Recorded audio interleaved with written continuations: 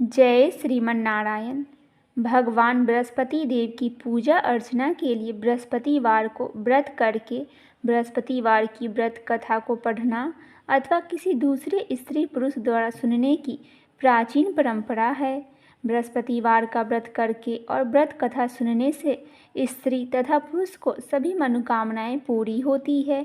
इस व्रत से धन संपत्ति की प्राप्ति होती है, निसंतानों को पुत्र की प्राप्ति होती है, परिवार में सुख शांति बनी रहती है और सभी आनंद पूर्वक रहते हैं। आइए जानते हैं बृहस्पतिवार का व्रत करने का विधि क्या है।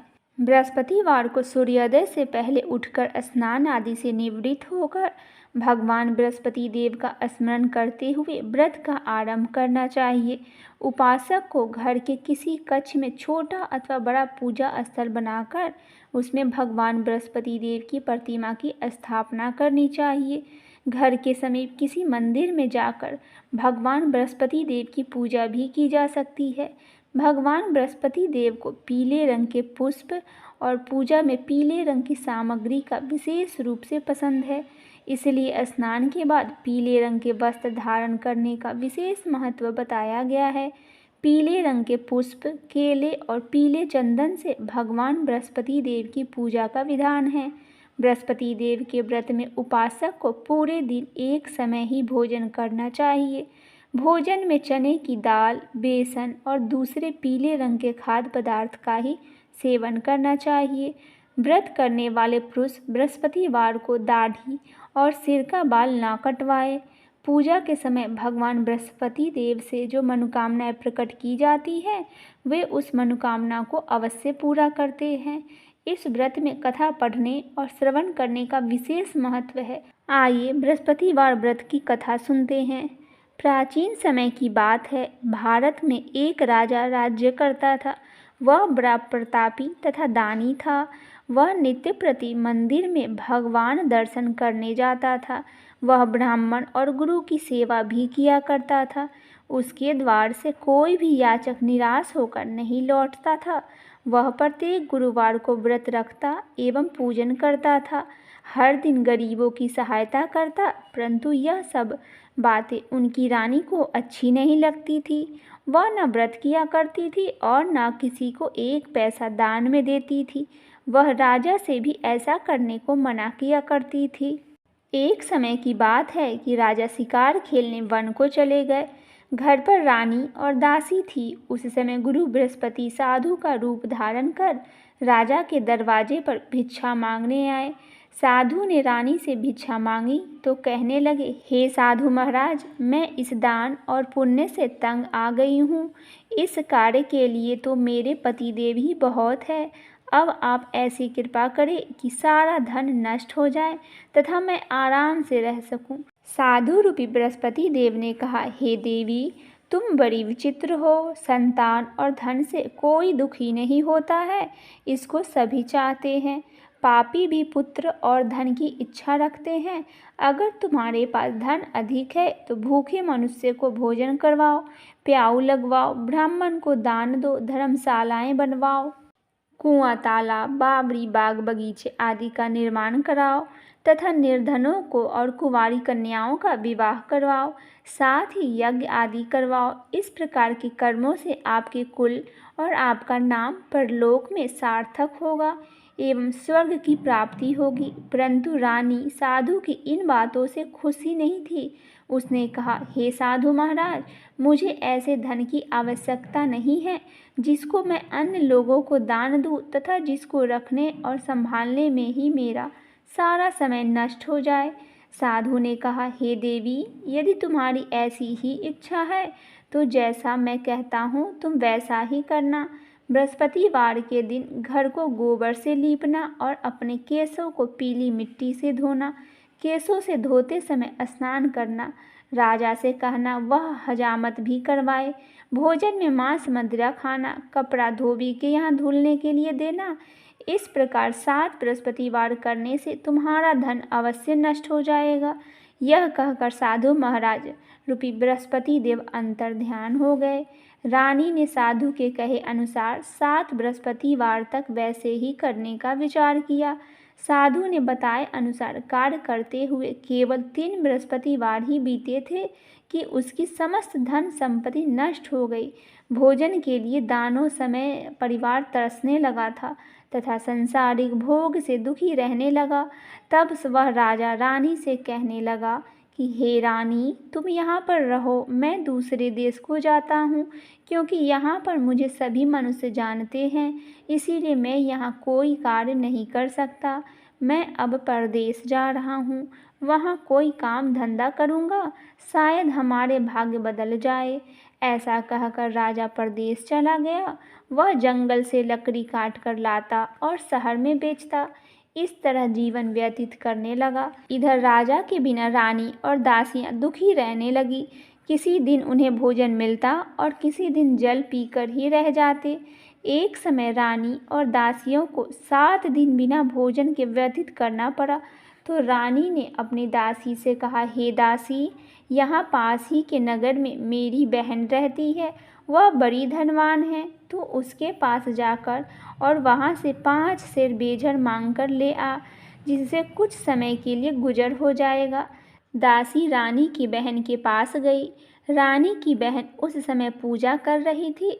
बृहस्पतिवार का दिन था। दासी रानी की बहन से कही, हे रानी, मुझे आपकी बहन ने भेजा है, मुझे 5 बेझर दे दो। दासी ने यह बात अनेक बार कही, परंतु रानी की बहन ने कोई उत्तर नहीं दिया, क्योंकि वह उस समय बृहस्पतिवार व्रत की कथा सुन रही थी। जब दासी को रानी की बहन से कोई उत्तर नहीं मिला तो वह बहुत दुखी हुई और उसे क्रोध भी आया। वह लौटकर रानी से बोली, हे रानी, आपकी बहन बहुत ही धनी स्त्री है, वह छोटे लोगों से बात भी नहीं किया करती। मैंने उससे कहा तो उसने कोई उत्तर भी नहीं दिया। मैं वापस चली आई। रानी बोली, हे दासी, इसमें कोई दोष नहीं है। जब बुरे दिन आते हैं तब कोई सहारा नहीं होता। अच्छे बुरे का पता विपत्ति में ही तो लगता है। जो ईश्वर की इच्छा होगा वही होगा। यह सब हमारे भाग्य का ही दोष है। उधर रानी की बहन ने सोचा कि मेरी बहन की दासी आई थी, परंतु मैं उससे बोल नहीं पाई, इससे वह बहुत दुखी हुई होगी। अतः कथा सुनकर वह विष्णु भगवान का पूजन समाप्त कर वह अपनी बहन के घर आई और कहने लगी, हे बहन, मैं बृहस्पतिवार का व्रत कर रही थी, तुम्हारी दासी हमारे घर गई थी, परंतु जब तक कथा होती है तब तक हम लोग ना उठते हैं और ना ही बोलते हैं, इसीलिए मैं नहीं बोल पाई। कहो दासी क्यों गई थी? रानी बोली, बहन, हमारे घर अनाज नहीं था, वैसे तुमसे कोई बात छिपी नहीं है, इस कारण मैं दासी को तुम्हारे पास 5 सेर बेझर लेने को भेजा था। रानी की बहन बोली, बहन देखो, बृहस्पति भगवान सबकी मनोकामनाएं पूरी करते हैं, देखो शायद तुम्हारे घर में अनाज रखा हो। यह सुनकर दासी घर के अंदर गई तो वहाँ उसे एक बड़ा बेझर का घड़ा मिल गया। उसे बड़ी हैरानी हुई, क्योंकि उसने एक एक बर्तन देख लिया था। उसने बाहर आकर रानी को बताया। दासी अपनी रानी से कहने लगी, हे रानी, देखो, वैसे हमको जब अन्न नहीं मिलता तो हम रोज ही व्रत करते हैं। अगर इनसे व्रत की विधि और कथा पूछ ली जाए तो उसे हम भी किया करेंगे। दासी के कहे अनुसार रानी ने अपनी बहन से बृहस्पतिवार का व्रत के बारे में पूछा। हे रानी बहन, बृहस्पतिवार को सूर्योदय से पहले उठकर स्नान करके बृहस्पतिवार का व्रत करना चाहिए, लेकिन उस दिन सिर नहीं धोना चाहिए। बृहस्पतिवार के व्रत में चने की दाल और मुनक्का से विष्णु भगवान को केले के वृक्ष में जल दे और पूजन करे और दीपक जलाए। उस दिन एक ही समय भोजन करना चाहिए। भोजन पीले पदार्थ का ही करे तथा कथा सुने। इस प्रकार करने से गुरु भगवान प्रसन्न होते हैं और अन्न पुत्र धन देते हैं, मनोकामनाएं भी पूरी करते हैं। व्रत और पूजन की विधि बताकर रानी की बहन अपने घर लौट गई। रानी और दासी दोनों ने निश्चय किया कि बृहस्पति देव भगवान का पूजन वह किया करेगी। 7 दिन बाद जब बृहस्पतिवार आया तो उन्होंने व्रत रखा। घूरसाल में जाकर चना और गुड़ बीन लाई तथा उसकी दाल से केले की जड़ तथा विष्णु भगवान का पूजन किया। अब भोजन पीला कहाँ से लाएं? दोनों बड़ी दुखी हुए, परंतु उन्होंने व्रत किया था, इस कारण बृहस्पति देव भगवान प्रसन्न हुए थे। एक साधारण व्यक्ति के रूप में वे 2 थालों में सुंदर पीला भोजन लेकर आए और दासी को देकर बोले, हे दासी, यह भोजन तुम्हारे और रानी के लिए है, तुम दोनों यह भोजन करना। दासी भोजन पाकर बहुत ही प्रसन्न हुई और रानी से बोली, रानी जी भोजन कर लो। रानी को भोजन आने के बारे में कुछ पता नहीं था, इसीलिए वह दासी से बोली, जा तू ही भोजन कर, क्योंकि तू हमारा व्यर्थ में ही हंसी उड़ाती है। दासी बोली, एक व्यक्ति भोजन दे गया है। रानी कहने लगी, वह भोजन तेरे लिए दे गया होगा, तू ही भोजन कर ले। दासी ने कहा, वह व्यक्ति हम दोनों के लिए 2 थालों में भोजन दे गया है, इसीलिए मैं और आप दोनों एक साथ ही भोजन करेंगे। दोनों ने गुरु भगवान को नमस्कार किया और भोजन प्रारंभ किया। उसके बाद से वे प्रत्येक बृहस्पतिवार को गुरु भगवान बृहस्पति देव का व्रत करने लगे और बृहस्पति भगवान की कृपा से उसके पास धन हो गया। परंतु रानी फिर से पहले की तरह आलस्य करने लगी। तब दासी बोली, देखो रानी, तुम पहले भी इस प्रकार आलस्य करती थी, तुम्हें धन के रखने में बहुत कष्ट होता था, इस कारण सभी धन नष्ट हो गए थे। अब भगवान बृहस्पति देव की कृपा से हमें धन मिला है, तो फिर आप आलस्य कर रही है। बड़ी मुसीबतों के बाद हमने यह धन पाया है, इसीलिए हम दान पुण्य करना चाहिए। तुम भूखे मनुष्य को भोजन करवाओ, प्याऊ लगवाओ, ब्राह्मण को दान दो, कुआं, तालाब, बावड़ी आदि का निर्माण करवाओ, मंदिर पाठशाला बनवाकर दान दो, कुंवारी कन्याओं का विवाह करवाओ, धन को शुभ कार्यों में खर्च करो, जिससे तुम्हारे कुल का वंश बढ़ेगा और स्वर्ग की प्राप्ति और पितृ प्रसन्न हो जाएंगे। दासी की बात मानकर रानी ने इसी प्रकार के कर्म करना प्रारंभ किए, जिससे उनका काफ़ी यश फैलने लगा।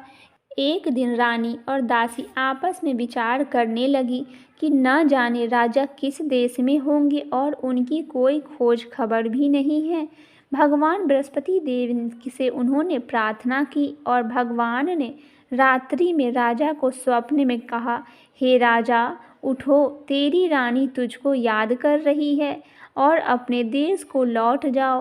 राजा प्रातःकाल उठकर जंगल से लकड़ियां काटकर लाने के लिए जंगल की ओर चल पड़ा। जंगल से गुजरते हुए सोचने लगा, रानी की गलती से उसे कितने दुख भोगने पड़े। राजपाट छोड़कर उसे जंगल में आकर रहना पड़ा। जंगल से लकड़ियां काटकर उन्हें बेचकर गुजारा करना पड़ा। उसी समय जंगल में बृहस्पति देव एक साधु का रूप धारण कर आए और राजा के पास आकर बोले, हे लकड़हारे, तुम इस सुनसान जंगल में किस चिंता में बैठे हो, मुझे बतलाओ। यह सुन राजा के नेत्रों में जल भर आया और साधु की वंदना कर बोला, हे प्रभु, आप सब कुछ जानने वाले हैं। इतना कहकर राजा ने साधु को अपना संपूर्ण कहानी सुना दी। महात्मा दयालु होते हैं।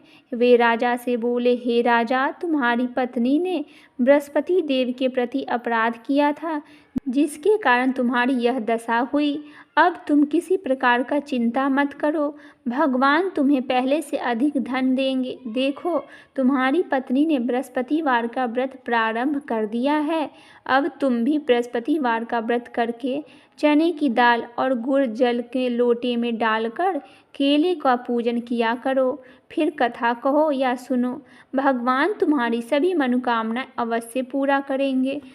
साधु को प्रसन्न देखकर राजा बोले, हे प्रभु, मुझे लकड़ी बेचकर इतना पैसा भी नहीं बचता जिससे कि भोजन करने के उपरांत कुछ बचा सकूं।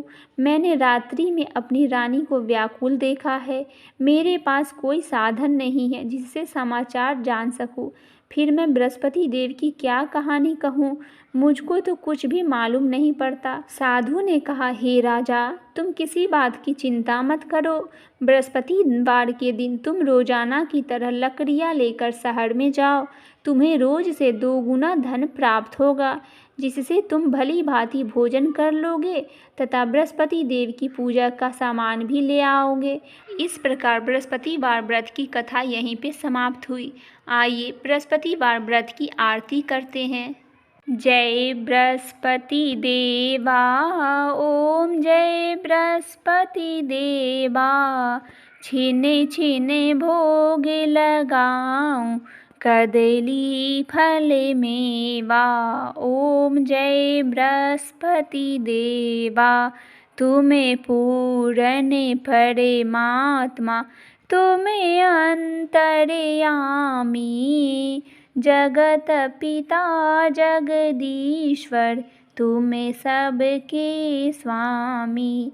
ओम जय बृहस्पति देवा। चरणामृत निज निर्मल, सभी पातक हरता, सकल मनोरथ दायक, कृपा करो भरता। ओम जय बृहस्पति देवा। तन मन धन अर्पण कर, जो जन शरण पड़े, प्रभु प्रकट हो कर तब आकर द्वार खड़े। ओम जय बृहस्पति देवा। दीन दयाल दयानिधि, भक्तन हितकारी, पाप दोष सब हरता, भव बंधन हारी। ओम जय बृहस्पति देवा।